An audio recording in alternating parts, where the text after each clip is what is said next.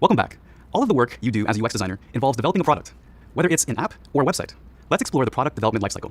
The product development lifecycle is the process used to take a product from an idea to reality. Every task you carry out during a project will be linked to one of the stages of this lifecycle. A project starts out with a team trying to solve some sort of problem. The problem usually covers how to develop a product that provides the best user experience. There are 5 stages in the product development lifecycle, so let's go through each one. The first stage of the product development lifecycle is brainstorm. It's an active discovery stage that's all about generating ideas about the user and potential needs or challenges the user might have. During the brainstorm stage, the team generates ideas to solve a problem, understands the audience they're designing for, and identifies needs or challenges the audience may have. Research plays a key role in this first stage because you're exploring different ways to get to know the audience you're designing for. UX researchers and writers are often heavily involved in this stage, where the team might conduct interviews with potential users or conduct other research. The second stage in the product development lifecycle is define. Define is all about using the insights from the brainstorm stage and starting to narrow the focus. During the define stage, the team determines concrete ways that the product being developed will impact the user. As a UX designer, you'll begin to think more about specific details related to the product, who the product is for, what the product will do, and what features need to be included for the product to be successful. Statements that outline the goals or outline any problems you want to answer with the product design are the focus in the define stage. The third stage in the product development lifecycle is design.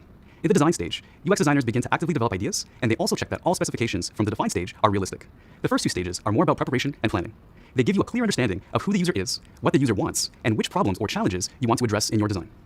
Using the insights from the first 2 stages, UX designers generate designs that keep the user top of mind. You'll create many different assets, including storyboards, which are sketches that help explore the user's experience, or wireframes, which provide outlines of the content layout. Or you might create prototypes, which are models that allow UX designers to test the functionality of a design. All of these things will be covered later in the program. The fourth stage is test. In the test stage, the team evaluates the product design based on feedback from potential users. Testing designs with users is really important because it helps the team focus on the user first and foremost, and the designs second. Testing helps identify areas to refine or improve the designs. It also helps UX designers consider the interactivity of the design. This is a stage that involves lots of interaction between UX designers and front-end engineers as they figure out ways to create an end product that satisfies users' needs and is practical and functional. They discuss things like how the color or font can fit the company's brand, or whether the prototype designs are easily understandable. Finally, the last stage of the product development lifecycle is launch, or sharing a finished version of the product with the public. This might involve listing an app in the Google Play Store or Apple's App Store, making a website go live, or putting a physical product on store shelves. Launching can be very satisfying for you and your team because you have the chance to understand how your designs will be received in the real world. However, the work on a product isn't quite finished after launch. You may still identify opportunities to improve on the designs or learn even more about the user experience based on feedback. This could involve going back to the design or testing stages and figuring out ways to produce a more enhanced version of the product.